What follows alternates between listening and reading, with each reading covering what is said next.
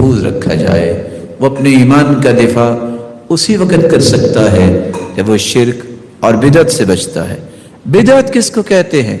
ایک کام اللہ کے رسول نے نہیں کیا، ایک کام اللہ کے رسول نے نہیں فرمایا، اس کام کو دین سمجھ کے اختیار کر لیا جائے۔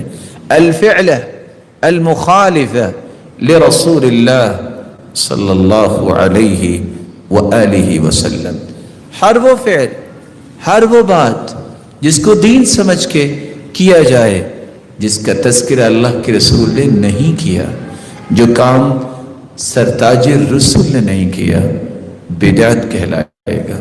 نقصان کیا ہے؟ انسان ایمانی دفاع کیسے کر سکتا ہے؟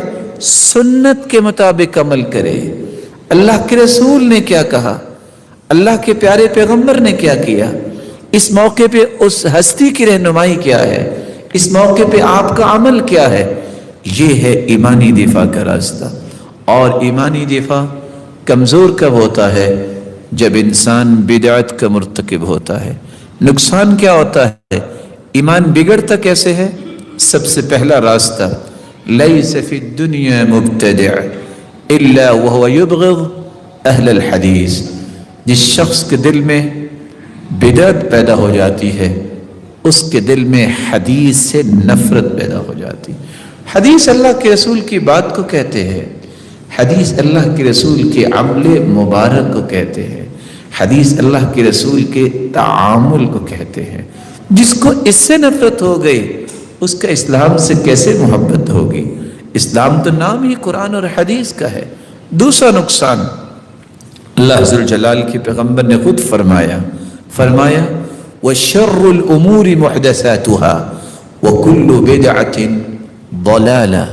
مسلمانوں، یہ صحیح مسلم کی روایت ہے کہ ہر بدعت گمراہی ہے۔ تیسرا نقصان، کوئی بھی عمل بدعت کا مرتکب جو ہوتا ہے اس کا قبول نہیں ہوتا۔ حدیث کے الفاظ ہیں، من احدث فی امرنا هذا ما ليس من فهو رد۔ کوئی بھی ایسا کام، من عمل عملا ليس عليه امرنا فهو رد، جو کام اللہ کے رسول نے نہیں کیا، صحابہ کو نہیں سکھایا، وہ مردود ہوگا، ناقابل قبول ہوگا۔ بلکہ سیدنا حسن بصری روایت کرتے ہیں، لا يقبل اللہ صاحب بدعہ صوما ولا صلاة ولا حجا ولا عمرہ حتی یدعها۔ بدعتی نہ اس کا حج قبول، نہ اس کی نماز قبول، نہ اس کا روزہ قبول۔ کیوں؟ کیونکہ اس نے اللہ کے رسول کے طریقے کو اپنایا ہی نہیں۔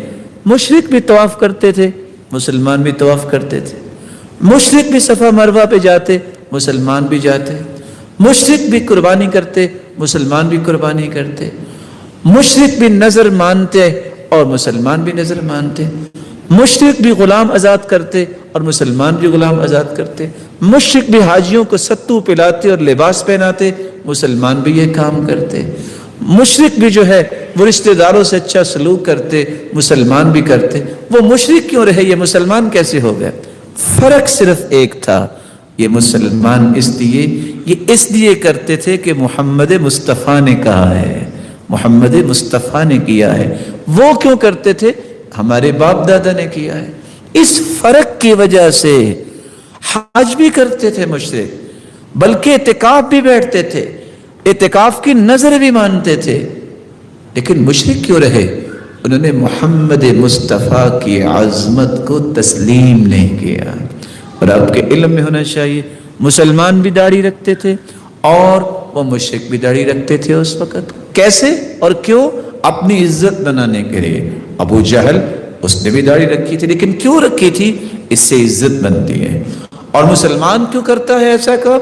محمد مصطفیٰ نے ایسا کیا ہے، محمد مصطفیٰ کا طریقہ ہے۔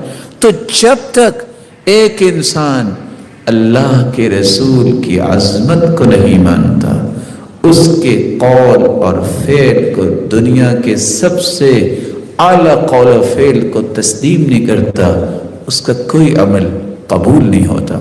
رسول اللہ صلی اللہ علیہ وآلہ وسلم کے اس فرمان کی روشنی میں امام مالک کہا کرتے تھے، من ابتدع فی الاسلام بدعہ، دنیا میں کوئی بھی بدعت ایجاد کرتا ہے، یراہا حسنہ، اور اس کو اچھا بھی کہتا ہے، فقد زعم ان محمدا خان الرسالہ، بالفاظ دیگر وہ یہ کہنا چاہتا ہے نعوذ باللہ من ذالک کہ اللہ کے پیغمبر نے اپنی رسالت میں خیانت کی ہے، پورا دین ہمیں پہنچایا نہیں ہے، نعوذ باللہ من ذالک۔ کیوں بھلا؟ کیونکہ قرآن کہتا ہے الیوم اکملت لکم دینکم واتممت علیکم نعمتی، دین مکمل ہو گیا ہے، اس نعمت کو اللہ نے مکمل کر دیا، اس میں اضافے کی ضرورت نہیں ہے۔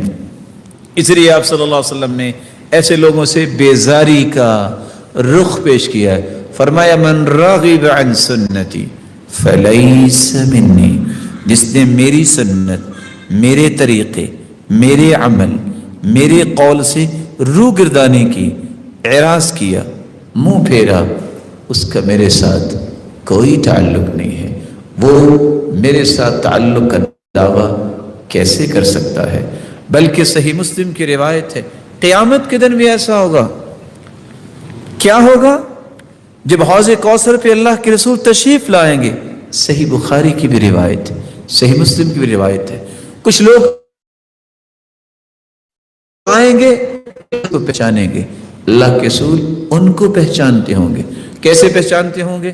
کیونکہ حدیث کے الفاظ ہے جو انسان وضو کرتا ہے، اس کے ہاتھ، اس کا چہرہ، اس کے بازو، اس کے پاؤں قیامت کے دن چمک رہے ہوں گے جہاں جہاں وضو کا پانی لگتا ہے۔ ان امتی یاتون یوم القیامہ غرا محجلین من آثار الوضوء، تو پتہ چلا وہ نمازی ہوں گے، اچانک سے رکاوٹ کھڑی کر دی جائے گی۔ اللہ کے رسول فرمائیں گے اللہ کے پیارے پیغمبر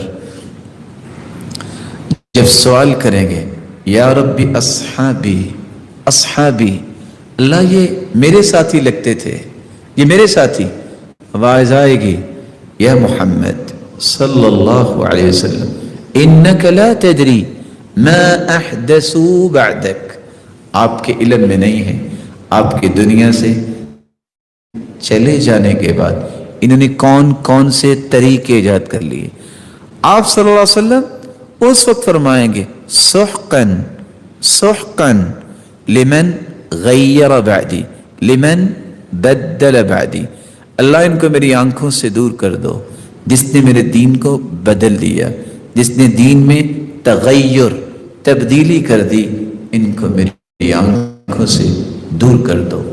ایک مسلمان جس طرح فکری دفاع کرنے کے لیے اسے 5 چیزوں میں کلیئر ہونا چاہیے، ایمانی دفاع کرنے کے لیے شرک اور بدعت سے بچنا ہوگا، اور اس کے ساتھ ساتھ ایمانی دفاع اس وقت تک نہیں ہو سکتا جب تک میرے دل میں مسلمانوں کی محبت نہیں، ہر مسلمان کا احترام، ہر مسلمان کا ادب، ہر مسلمان کے ساتھ خیر خواہی، ہر مسلمان کے لیے اچھے جذبات، محبت کو فروغ دینا، اتحاد کی طرف اپنے آپ کو لے جانا، دنیا کو اس سٹیج پہ لانے کی کوشش کرنا۔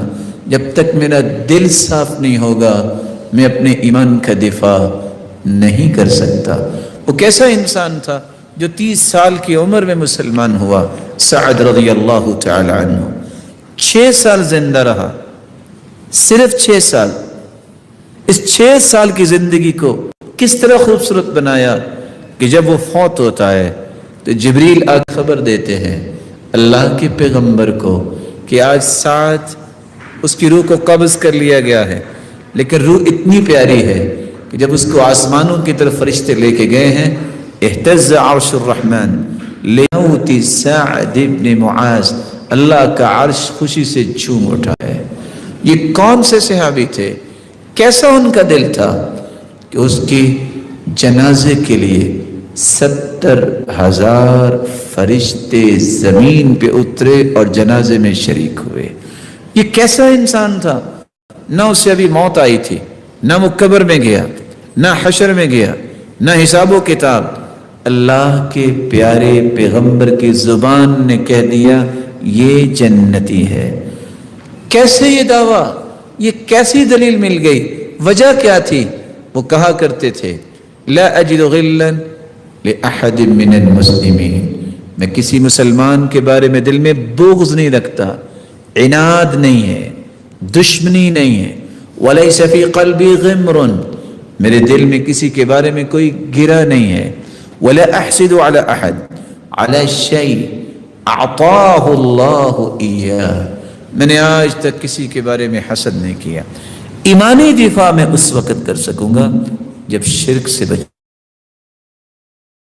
گا اور اپنے دل کو پاک صاف کروں گا بغض سے، حسد سے، دشمنی سے، بلکہ دل میں خیر خواہی مسلمانوں کے لیے، مسلمانوں کے لیے اچھے جذبات، مسلمانوں کی محبت کے جذبات، ان کے احترام کے جذبات، یہ دل ہے جو اپنے ایمان کا دفاع کر سکے گا۔